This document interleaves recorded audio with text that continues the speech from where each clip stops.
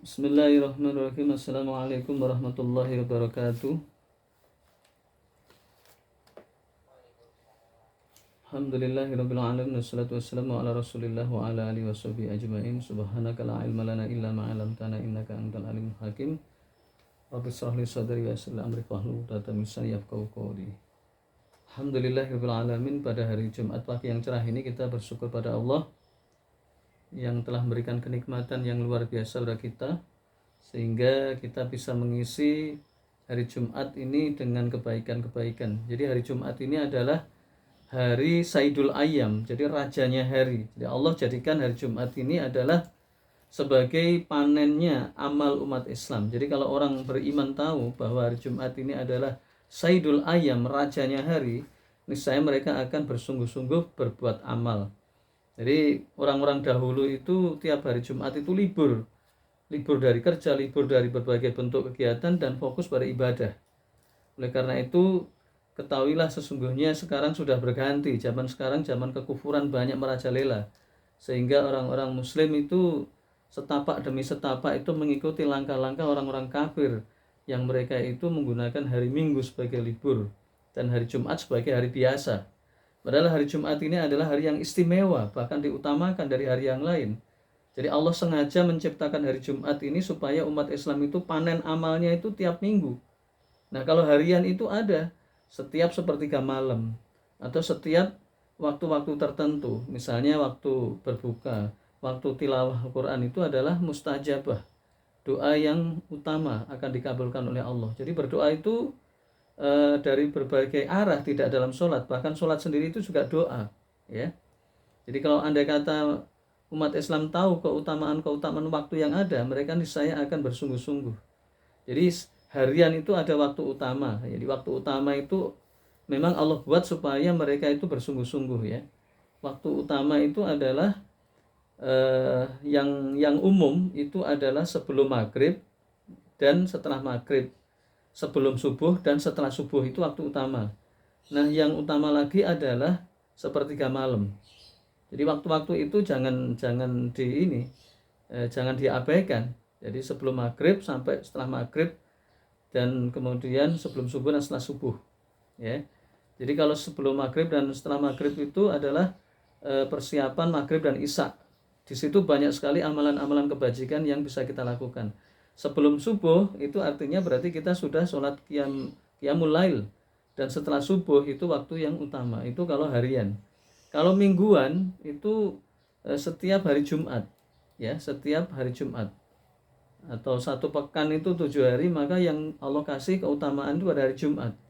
Jadi kalau orang itu bersungguh-sungguh, ya, maka fa insyaallah besok yaumul qiyamah itu akan mendapatkan hal yang luar biasa, ya. Dan ini banyak yang tidak paham, ya. Mereka biasa-biasa saja. Jumat biasa-biasa, dianggap Jumat itu seperti hari biasa, padahal beda. Makanya ada orang yang tergerak hatinya. Kalau di Jakarta ini masih mending lah, ya. Giroh Islamnya itu kuat banget. Kalau di daerah-daerah itu kayak biasa-biasa saja. Nah, saking begitu mulianya Jumat ini, maka orang-orang kafir itu menjadikan, orang kafir dan orang munafik itu menjadikan Jumat itu ngeri gitu, ya. Makanya dibuat film Malam Jumat Kliwon, film Jumat. Jadi dikesankan Jumat itu hari yang mengerikan, hari yang mendemitkan kalau bahasa Jawa, ya. Atau hari yang kesannya itu ngeri, angker gitu, ya. Padahal itu berkah gitu, ya. Inilah musuh-musuh Islam, dan sekarang umat Islam itu terkena pengaruh-pengaruh seperti itu, ya. Jadi salah satunya ada 4 amalan. Ini saya singkat dari amalan banyak. Jadi kalau kita berbuat baca Quran, maka pada hari biasa dengan hari Jumat beda. Apalagi kalau kita ngaji, ini ngaji lebih utama daripada sholat malam atau sholat sunnah, ya, kalau kita ngaji seperti ini. Jadi ini luar biasa, ya. Nah, yang pertama sedekah subuh, ya, sedekah subuh khusus hari Jumat. Yang kedua adalah perbanyak sholawat. Yang ketiga adalah baca surat Al-Kahfi. Yang keempat adalah i'tikaf di masjid atau berdoa itu pada waktu setelah asar atau 1 jam sebelum maghrib, ya. Jadi 1 jam sebelum maghrib dalam kondisi apapun di hari Jumat kita berdoa pada Allah. Itu waktu-waktu yang mulia, ya. Jadi di hari mulia itu ada waktu-waktu yang mulia, ya. Jadi makanya lebih-lebih lagi kalau sekarang bulan Rajab, sekarang masih Rajab ya. Jadi misalnya kalau kita biasa ngaji, contoh kita ngaji ya, habis subuh, biasanya Sabtu. Maka ini kita ngaji di hari Jumat habis subuh ini lebih utama ya dibanding hari lain, dibanding hari Sabtu, dibanding hari Minggu. Maka kita lebih utama ya di hari Jumat. Nah, ketika kita tilawah ya, tilawah di hari lain maka lebih utama di hari Jumat. Lebih-lebih lagi kalau ini sekarang di bulan Rajab. Bulan Rajab itu bulan mulia. Maka amalan apapun di bulan mulia itu lebih utama daripada di bulan lain. Meskipun amalannya sama. Ya. Jadi beruntunglah bagi orang-orang yang istiqomah, yang terbiasa khatam sebulan sekali atau 2 kali, maka ketika dia terus-menerus, maka di bulan Rajab ini dia berlipat-lipat pahalanya. Dan di hari Jumat itu lebih-lebih lagi. Nah itu bagi yang ngerti, bagi yang tidak ngerti ya biasa saja. Makanya nanti orang yang nggak ngerti ya biasa-biasa saja. Seperti orang nggak ngerti kalau tanah itu dirubah bisa menjadi tanah, jadi emas bisa. Nah kalau orang nggak punya ilmu kan nggak ngerti kan, itu tanah biasa aja. Tapi bagi orang yang punya ilmu, tanah itu bisa dirubah menjadi emas, kan gitu kan? Ya, bagi yang orang punya ilmu, kita jualan nggak pakai modal juga bisa. Seperti yang dilakukan Imam Ali. Jadi Imam Ali itu jualan nggak pakai modal. Nggak pakai modal gimana caranya? Jadi dia itu menjualkan ya. Kalau sekarang broker ya, kalau sekarang broker atau dibeli tapi dengan cara dikredit atau ditunda. Jadi begini caranya, Imam Ali ngajari pada kita. Imam Ali padahal bukan bisnismen tapi keren ya. Beliau membeli onta ya seharga 140 dinar ya. Kemudian dibayar dengan tempo. Jadi beliau nggak punya duit. Dibeli itu tapi dengan bayar tempo. Tempo itu artinya nanti ya. Nah itu onta kemudian dijual menjadi 200 dinar. Berarti beliau untung 60 dinar. Ya, paham ya? Jadi Mas Joko nanti juga gitu. Ke Pak Udin. Pak Udin, saya mau cari duit jualan mobil. Mobilnya Pak Udin tak beli. Ya, seharga 100 juta. Nanti bayarnya nanti tahun depan. Nah itu mobil dijual aja.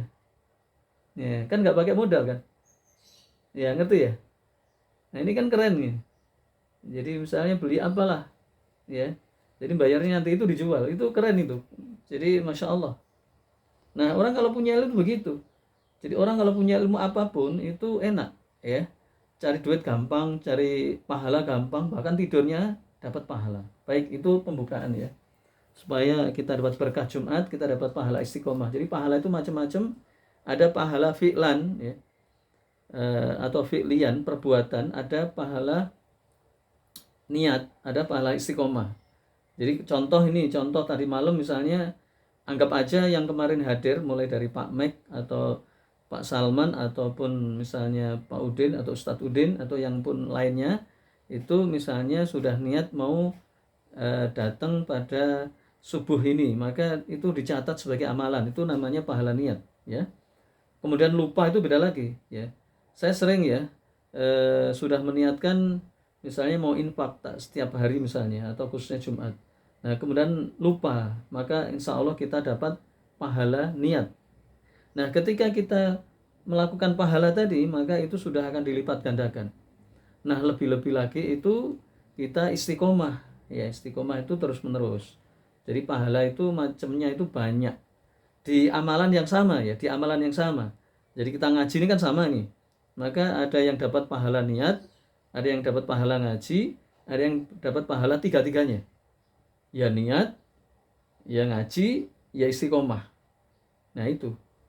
Nah kalau orang nggak ngerti, nggak punya ilmu kan, dia hanya mengira pahalanya waktu ngaji saja kan. Ya. Padahal tidak, tingkatan-tingkatan ini banyak. Ya contoh nih misalnya, ya kemarin misalnya saya mau ngisi kajian di mana gitu ya, sudah ada. Nah tiba-tiba sakit, ya saya sakit sehingga nanti saya dapat pahala niat dan pahala istiqomah karena itu menjadi kebiasaan ya, nggak ngaji pun sudah dapat pahala. Atau kemarin misalnya kita ngisi kajian tadi malam itu ada Ustadz Panca itu nggak datang karena sakit, itu dapat pahala niat dan pahala istiqomah meskipun dia nggak ngaji tetapi dia dapat pahala istiqomah, artinya kebiasaan malam Jumat itu kita ngaji ya. Baik, silahkan Mas Joko dibaca surat Al-Ikhlas yang pendek ini nanti kita kupas pelan-pelan, silakan.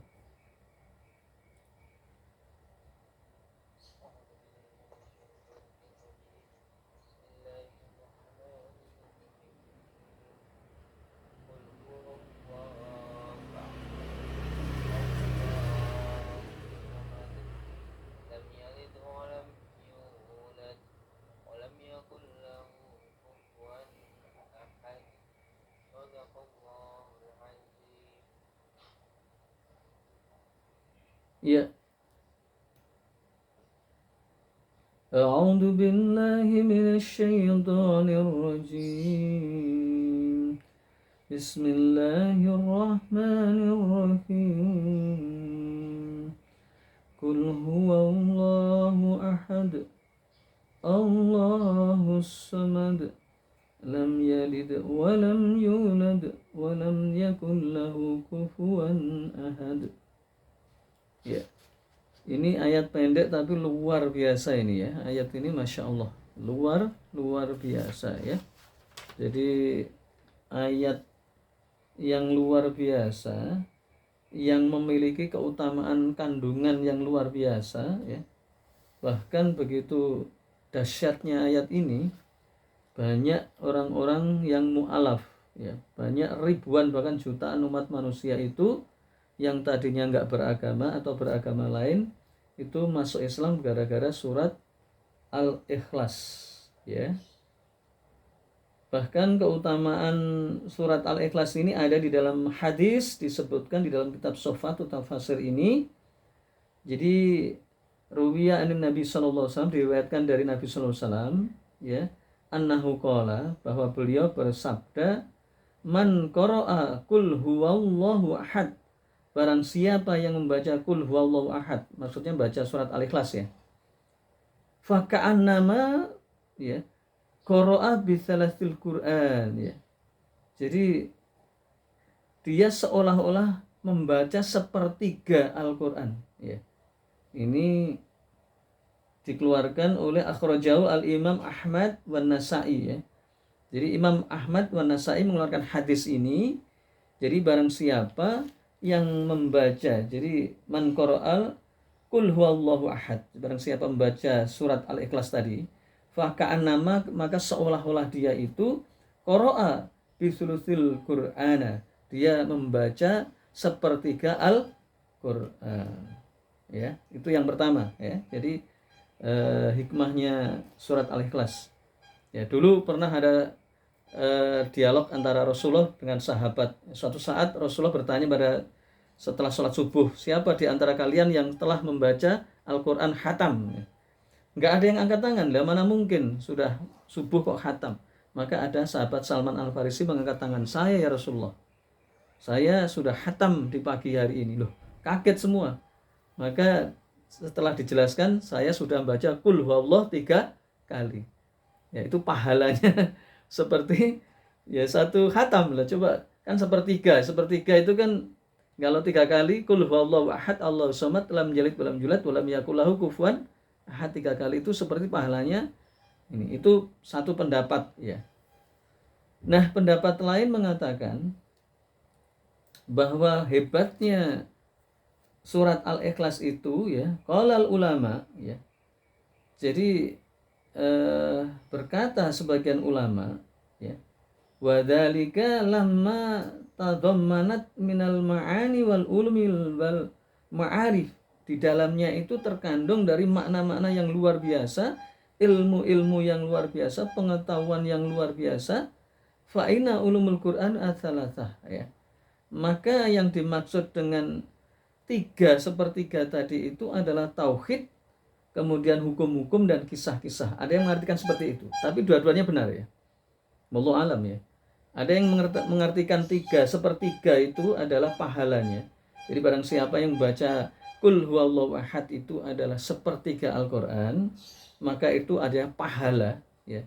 Makanya sahabat Salman Al-Farisi membaca Qul huwallahu ahad 3 kali, itu khatam pahalanya ya, pahalanya. Nah, ada ulama lain yang mengartikan bahwa sepertiga itu artinya isi kandungan surat Al-Ikhlas itu adalah 3. Pertama tauhid, yang kedua hukum-hukum, yang ketiga adalah kisah ya, atau kisos atau kosos ya, ya. Jadi ini kisah-kisah ya. Waqad istamalati hadis surah ala tauhidi ya. Jadi dan sungguh ada di dalam kandungan surat ini adalah ketauhidan. Fahiya salisul Qur'anu bihadzal i'tibar, maka dia sepertiga. Ini pendapat ulama saja ya. Jadi bagaimana hakikatnya ya hanya Allah yang tahu, cuman ini pendapat. Dua-duanya tadi benar. Yang satu melihat dari sisi pahalanya itu sepertiga Al-Qur'an, yang kedua, pendapat kedua bahwa barang siapa membaca surat Al-Ikhlas itu dia mendapatkan sepertiga. Sepertiga itu maksudnya isi kandungannya itu ada 3, yakni tauhid, hukum, dan kisah-kisah. Oke, itu faidah tentang surat Al-Ikhlas. Baik, yang pertama, kul huwallah, katakanlah ya Muhammad, Allah itu ahad ya. Kul ya Muhammad liha ulal musyrikina ya. Katakanlah Muhammad kepada orang-orang musyrik tadi itu, inna rabbi alladzi a'buduhu walladzi ad'ukum li ibadati huwa wahidun ahadun la syarika lahu wala syabbihi wala nadirihi wala fi dhatiha wala fi sifatiha wala fi af'ali fahuwa jalla wa ala wahidun ahadun ya. Laisa kama ya'taqidu an-nasara bitasliyati wal abu wal ibni ya. Jadi di sini tafsir ini menjelaskan bahwa katakan ya Muhammad kepada orang-orang musyrik tadi. Ini ceritanya kan orang-orang kafir, orang musyrik itu bertanya, ya Muhammad, Tuhanmu itu terbuat dari emas, apakah perak, apakah zarbazat? Maka pada saat itu turunlah ini, kemudian Allah menjelaskan kul huwallahu ahad. Ya, katakanlah Muhammad kepada orang-orang musyrik tadi itu bahwa Tuhanku yang aku sembah dan aku mengajak ad'ukum li ibadati, dan aku mengajak kamu untuk menyembahnya ya. Makanya kalau ke gereja, kita diundang ke gereja kemudian disuruh ceramah, itu sampaikan bahwa Allah itu esa dan saya mengajak kepadamu untuk menyembah Allah. Jangan cuman ke gereja cuman menyenangkan orang-orang kafir. Itu orang-orang zaman sekarang yang bodoh banget itu ya. Dia ke gereja cuma dapat amplop ya. Ini yang Gus amplop ya. Siapa itu yang sukanya ke gereja tapi dapat duit? Kalau kalian ke gereja, seru itu orang-orang kafir, orang Nasrani itu untuk masuk Islam. Katakanlah Allah itu esa ya. Jangan cuma di gereja karena dapat amplop ya. Anda itu diperalat, tapi Anda itu tahu diperalat, tapi kok Anda mau, yaitu nanti Allah akan menyiksa Anda kalau Anda nggak tobat ya. Lihat saja nanti. Sekarang sudah menerima siksaannya ya. Ya, dia sudah dapat ini ya, dapat cash di dunia, itu belum di akhirat ya. Di dunia aja sudah dia dipermalukan sejagat medsos ya, sejagat dunia. Saya itu kasihan ya, orang-orang kayak gini, orang miskin banget ya, nyari duit ke gereja ya. Nyari duit itu jualan apa, kayak jualan pisang goreng ya, jualan ayam, jualan apa ini? Mas Joko ini jualan apa ya? Sembako ya. Ya itu kan halal. Daripada cari-cari duit di gereja, diundang, kemudian menyenangkan mereka, itu aduh ya. Kalau nggak ada orang tahu loh, agama Islam itu kan agama yang dipelajari oleh jutaan umat manusia. Dia malu-maluin gitu. Tapi orang dia itu nggak punya rasa malu, orang kayak gitu tuh. Yang makannya itu uang haram itu dengan cara nyari di gereja. Naudzubillah tsumma naudzubillah. Ya. Jadi kalau Anda boleh diundang di gereja, tapi Anda harus nyampaikan, Qul ya Muhammad liha ulal musyrikina inna rabbi alladzi a'buduhu walladzi ad'ukum. Nah ini.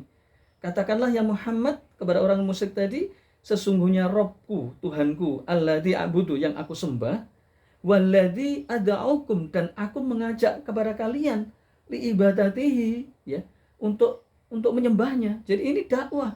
Jadi kalau misalnya Mas Joko diundang ke gereja nggak apa-apa, tapi nanti di sana harus ceramah, harus ngajak gitu loh. Bukan kemudian dapat amplop disuruh muji-muji, agama kalian dengan agama kami sama Tuhannya. Ini kan cari duit, cari muka, nggak punya muka. Orang-orang kayak gini tuh nggak punya muka ya. Cari duit. Naudzubillah, naudzubillah ya Allah. Umatnya ini mudah-mudahan dia tobat lah. Ya dia dapat Alphard sih ya, pamer ya. Itu urusan dia, saya nggak ngurus ya. Alphard juga banyak di depan tuh. Kalau kita pengen naik Alphard ya tinggal bayar aja. Ferrari juga gampang. Tinggal 1 hari berapa itu Ferrari itu? 5 juta kali ya. Ya, Grab aja, Grab Ferrari. Ada itu. Pesan Grab yang mewah-mewah ya. Gitu aja kok repot. Nggak sampai jual agama. Saya itu malu ya. Sebenarnya bukan malu ya, kasihan, lebih tepatnya kasihan ya. Ya kita kan tahu sama tahu ya, ilmu agama Islam ini kan ilmu yang jelas banget ya. Kalau ada yang salah itu kan kita kasihan, kasihan. Itu didengar oleh banyak orang, dia dengan PD-nya ceramah ya di tempat seperti itu, kemudian ngomongnya seperti itu kan malu kan. Kalau dia nggak punya rasa malu ya, ya kita ini kasihan aja. Cari duit kok gitu rek. Apa nggak ada cari dengan cara lain? Naudzubillah tsumma naudzubillah. Nah setelah diserukan kepada orang-orang musyrik tadi, ada hukum li ibadatihi huwa wahidun, maka katakanlah pada mereka huwa wahidun, dia Allah itu satu, ahadun la syarika lahu, satu yang tidak berserikat. Jadi satu nggak ada tandingannya gitu. Berserikat itu kan satu dengan orang lain. Jadi misalnya bersirkah, jadi Mas Joko berserikah dengan orang lain, Pak Udin dengan Pak Panca, atau mengadakan kongsi, itu namanya berserikat. Nah kalau di sini dikatakan la syarika lahu, ya, wala syabihi lahu, dan tidak ada yang serupa dengannya, wala nadhiroh, dan tidak ada yang diduakannya. Nggak ada Mas Joko 2, itu nggak ada. Mas Joko itu hanya satu. Ya. Meskipun kalau nama Mas Joko banyak ya, ada Joko Purnomo, ada Joko Widodo, ada Joko Malis. Mas Joko ini Mas Joko siapa? Oh, Purnomo. Kalau kalau Mas Joko Purnomo banyak ya. Namanya mesti kok Joko Purnomo ya. Enggak Joko apa? Joko Dudo. Joko Dudo. Joko itu kan enggak Dudo. Joko Widodo, Joko Purnomo ya. Atau Joko Saifuddin. Enggak jarang ya. Tapi ada mungkin ya. La fidatihi, yang tidak serupa dengan apapun, tidak diduakan, dan la fidatihi di dalam zatnya itu enggak serupa. Allah tuh beda banget dengan makhluknya. Coba seluruh langit dan bumi ini ciptaan Allah, dan otomatis ini adalah berbeda sekali ya. Maka ini yang harus kita jelaskan ke masyarakat ya.